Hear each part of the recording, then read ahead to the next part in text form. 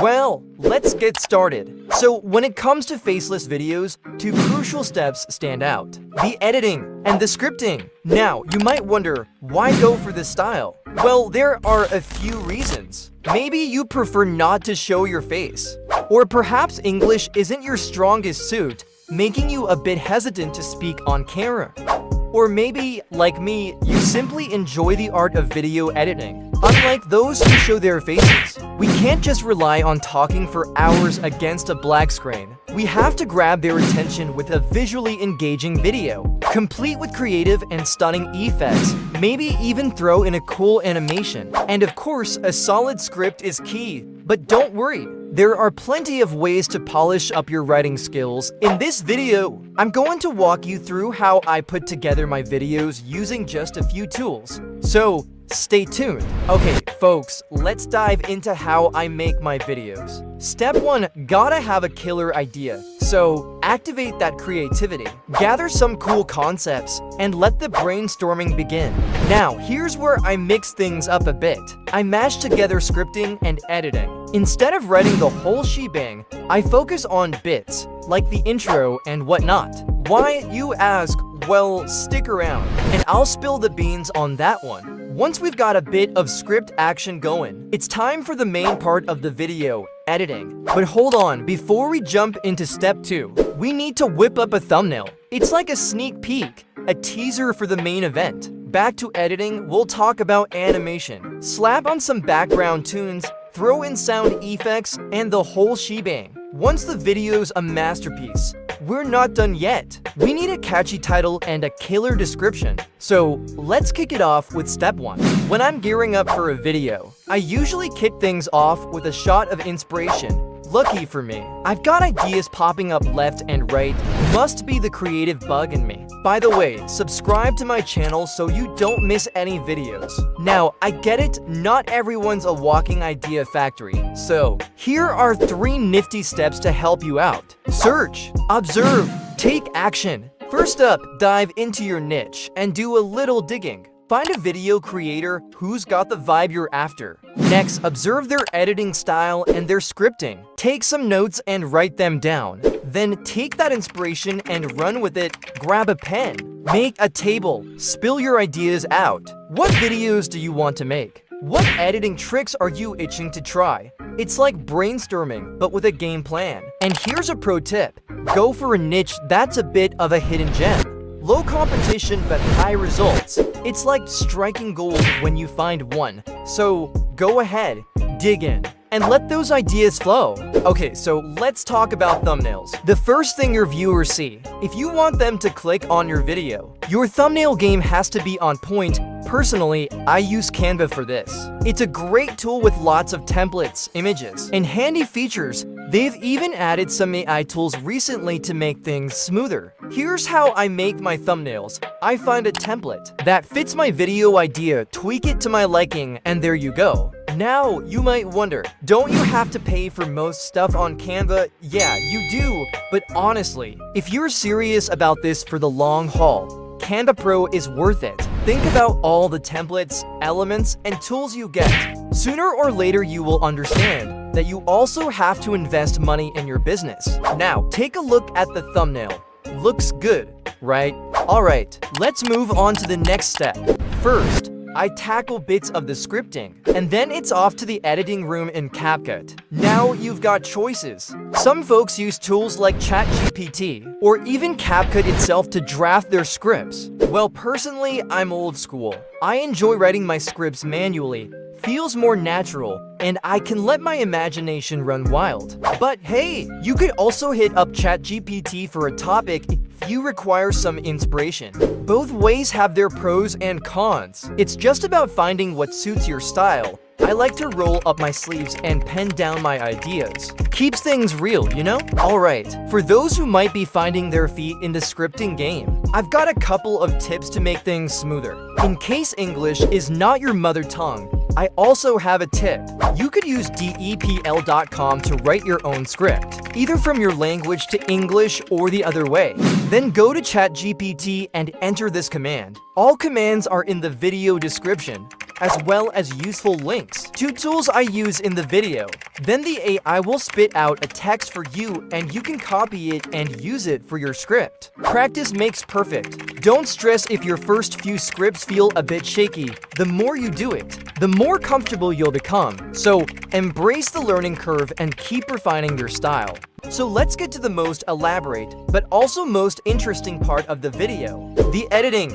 Welcome to the fun part of the video. Let's talk a bit about voiceovers. CAPCUT has this awesome function called text-to-speech. The process is pretty simple. You type some text in the field, choose a voice you like, and convert the text to speech. For today's video, I'm using the premium voice from Wool because it sounds really natural, and you don't need to cut much out. But before I bought the premium version, I used this one. By the way, if you want to try CAPCUT Pro for 30 days, you can access the link in the description. Now, you have your audio in 80% of cases. The app does really well, but there are sometimes parts where it stops unnecessarily, especially when you insert longer texts.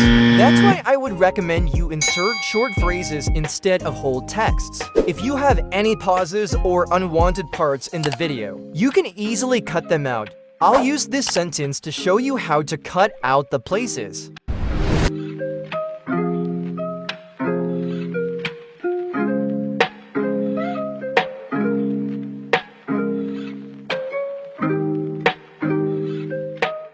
You see, it's that simple. Now that you have your voiceover, let's talk about the animations and footage you can use for your video. Alright, when it comes to editing, you've got a few options to choose from. Some folks use stock footage for their videos, with a voiceover in the background. I found that relying solely on stock footage makes the video a bit dull, so I use a different technique for mine. But don't worry, just because stock footage doesn't work that well for me doesn't mean it won't in other niches. For instance, if you're running a fax channel, you could go for using only stock footage, and if you need these kinds of images or videos, here are a few websites: Pixabay, Freepik, Mixkit, or Envato. Now, I'd say I use stock photos or videos about 10% of the time for my videos. In most cases, I combine animations with effects and texts. It takes a bit of time to get the right feel for the effects and the video. Now, you'll understand why it's also important to write the scripts in parts. I work with phrases and try to find the perfect animation and video for each.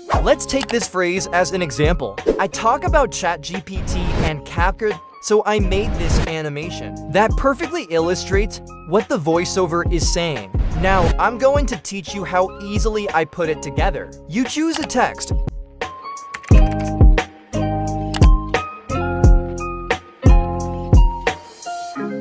Import the icons or images you want to talk about. Choose fade in as an animation. And you're done. It's that simple. Now, you could repeat the same thing, but the video would get boring if you used the same technique every time. So, I'm going to share another one with you. And don't forget to smash the like button. If you're stuck on editing, you can use words. CAPCUT has a bunch of text templates and styles you can use to make plain text look fantastic. But don't overuse this technique. It can take up a lot of your time. Just pick a sentence and try to sync it with the voiceover. It might sound complicated, but check out this example to understand it. Hi, my name is Max. Simple but effective. Match the words and go for short sentences. No need for fancy effects, just the text. My last tip on this topic: if you're struggling with an editing gap, focus on one word and try to implement an animation from Canva or stock footage that visualizes that word. Now, let's talk about backgrounds. I don't want to dwell too much on this topic. As you can see, I'm sticking to a single background because I believe that just having a black background doesn't look that appealing. I created mine using Canva, and in just a few seconds, I'll show you how I did it.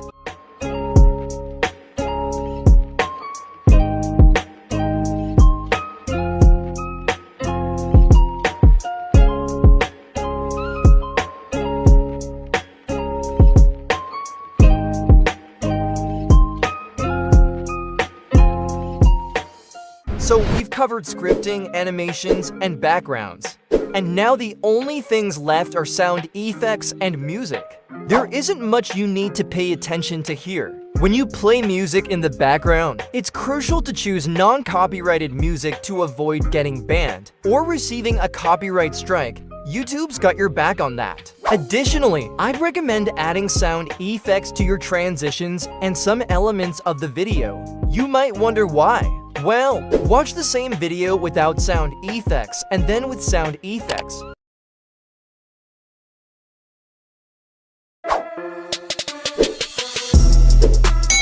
Notice the difference? Just be sure to add a sound after every transition. With a bit of practice, you'll get the hang of it. A compelling YouTube title and description are crucial for attracting viewers and improving search visibility, as they serve as the first point of engagement and key indicators for algorithms. Alright, let me walk you through how I pick my titles. First things first, I browse through videos in my niche on YouTube. I scroll through my YouTube feed until I stumble upon a catchy title that fits my video.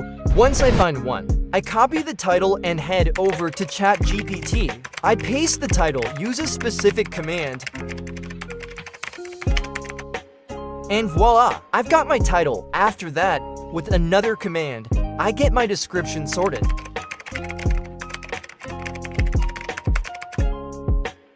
And there you have it, a nice description and a captivating title ready for your video upload. Easy as that. Thank you so much for watching. If you enjoyed this video, don't forget to give it a thumbs up and hit that subscribe button for more content. Feel free to leave your thoughts or questions in the comments below. I love hearing from you. And of course, stay tuned for the next video. Until then, take care and I'll catch you in the next one. Bye for now.